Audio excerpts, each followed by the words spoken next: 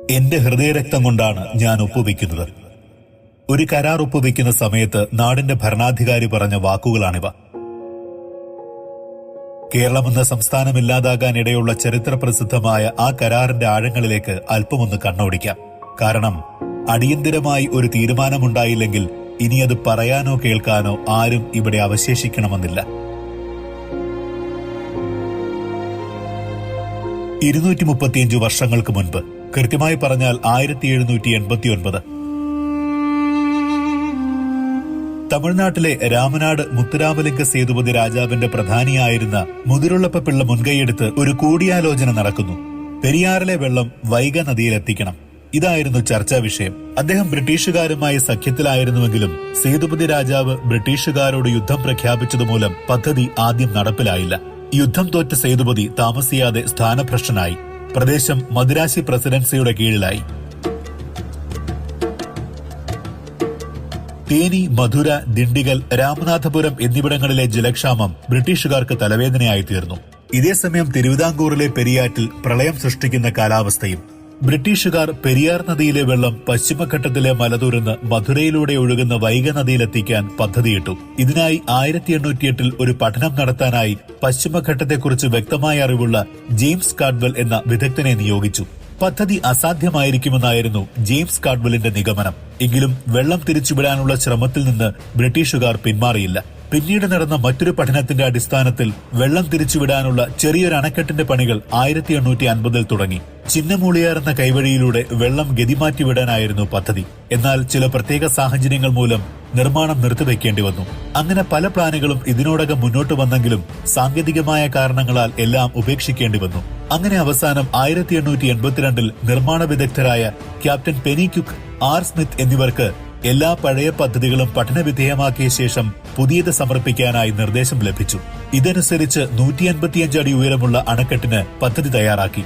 താഴെ 115.75 അടിയും മുകളിൽ 12 അടിയുമാണ് വീതി. ചുണ്ണാമ്പ്, സുർക്കി, കരിങ്കല്ല് എന്നിവ ഉപയോഗിച്ചുള്ള അണക്കെട്ടിന് 53 ലക്ഷം ഇന്ത്യൻ രൂപയായിരുന്നു അക്കാലത്തെ ചെലവ് പ്രതീക്ഷിച്ചിരുന്നത്. ഈ തുകയുടെ 7% വീതം എല്ലാ വർഷവും പദ്ധതിയിൽ നിന്നും തിരിച്ചു കിട്ടണമെന്നായിരുന്നു കണ്ടെത്തൽ. കൊടുംവരൾച്ചയിൽ പൊറുതിമുട്ടിയ ബ്രിട്ടീഷ് സർക്കാർ പദ്ധതി അംഗീകരിച്ച് നിർമ്മാണം തുടങ്ങാൻ തീരുമാനിച്ചു. പെരിയാർ പഴയ തിരുവിതാംകൂർ നാട്ടുരാജ്യത്തിലെ, അതായത് ഇന്നത്തെ കേരളത്തിലെ നദിയായതിനാൽ പദ്ധതി അനുസരിച്ച് അന്നത്തെ തിരുവിതാംകൂർ ഭരണാധികാരിയായിരുന്ന വിശാഖം തിരുനാൾ രാമവർമ്മയുടെ സമ്മതം ആവശ്യമായിരുന്നു. ഒരു കരാറിലേർപ്പെടാൻ സന്നദ്ധനല്ലായിരുന്ന അദ്ദേഹത്തെ ബ്രിട്ടീഷ് അധികാരികൾ നയപരമായ ബലപ്രയോഗത്തിലൂടെ 1886 തിരുവിതാംകൂറിനെ ഉടമ്പടിയിൽ ഒപ്പുവയ്പ്പിച്ചു. വിശാഖം തിരുനാൾ രാമവർമ്മ വ്യസനത്തോടെ ഈ കരാറിനെ വിശേഷിപ്പിച്ചതപ്പോൾ ഇങ്ങനെയാണ്: എന്റെ ഹൃദയരക്തം കൊണ്ടാണ് ഞാൻ ഒപ്പുവയ്ക്കുന്നത്. അന്നത്തെ കണക്കനുസരിച്ച് 62 ലക്ഷം ഇന്ത്യൻ രൂപ ചെലവ് വരുന്ന പദ്ധതിയായിരുന്നു തയ്യാറാക്കിയത്. അണക്കെട്ടിന്റെ ശിലാസ്ഥാപന കർമ്മം നിർവഹിക്കുകയും ഉടൻ തന്നെ നിർമ്മാണം ആരംഭിക്കുകയും ചെയ്തു. പക്ഷേ കനത്ത മഴയും വെള്ളപ്പൊക്കവും നിർമ്മാണത്തെ ഇടതടവില്ലാതെ തടസ്സപ്പെടുത്തി. കെട്ടിപ്പൊക്കിയ ഭാഗം വെള്ളച്ചാലിൽ നശിച്ചുപോയി. ജോലിക്കാർ ഹിംസമൃഗങ്ങൾക്കിരയായി. കുറെ പേർ വെള്ളപ്പാച്ചിലിൽ ഒലിച്ചുപോയി. ഇതോടെ ഈ നിർമ്മാണം തുടരേണ്ടതില്ലെന്ന് സർക്കാർ തീരുമാനിച്ചു. നിരാശനായ ജോൺ പെനി ക്യുക്ക് കുടുംബസമേതം ഇംഗ്ലണ്ടിലേക്ക് പോയി.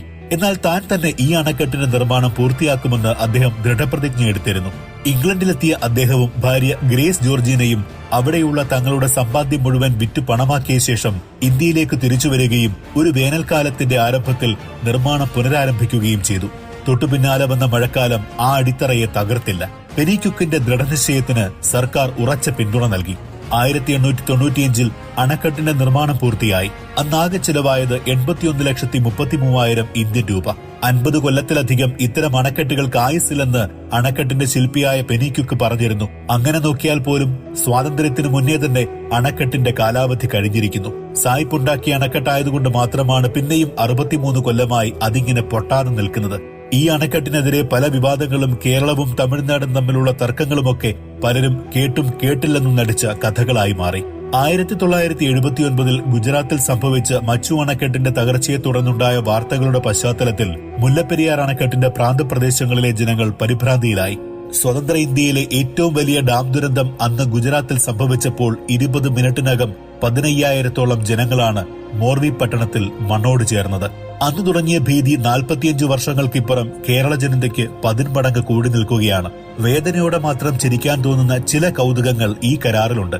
1886 ഒക്ടോബർ 29 പെരിയാർ പാട്ടക്കരാർ പ്രകാരം പെരിയാർ നദിയുടെ 155 അടി ഉയരത്തിൽ സ്ഥിതി ചെയ്യുന്ന 8000 ഏക്കർ സ്ഥലത്തിന് പുറമെ അണക്കെട്ട് നിർമ്മാണത്തിനായി 100 ഏക്കർ സ്ഥലവും തിരുവിതാംകൂർ രാജാവായിരുന്ന വിശാഖം തിരുനാൾ രാമവർമ്മ അന്നത്തെ മദിരാശി സർക്കാരിന് പാട്ടമായി നൽകുകയാണുണ്ടായത്.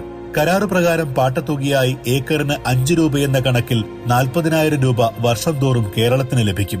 50 വർഷം മാത്രം ആയുസ് കണക്കാക്കിയിരുന്ന ഡാമിന്റെ കരാർ കാലയളവ് 999 വർഷമാണ് എന്നുള്ളതാണ് വിരോധാഭാസം.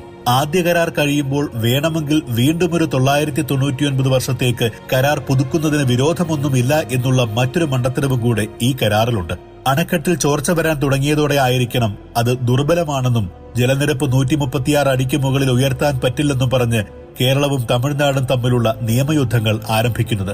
ഡാം പൊട്ടിയാലും തമിഴ്നാട്ടിലേക്ക് വെള്ളമൊഴുകി അവർക്ക് അപകടമൊന്നും ഉണ്ടാകില്ല എന്നുള്ളതും 35 കിലോമീറ്റർ താഴെയുള്ള ഇടുക്കി ഡാം ആ വെള്ളം മുഴുവൻ താങ്ങിക്കോളും എന്നുള്ള ന്യായങ്ങളും തമിഴ്നാട് സർക്കാർ നിരത്തുന്നുണ്ട്.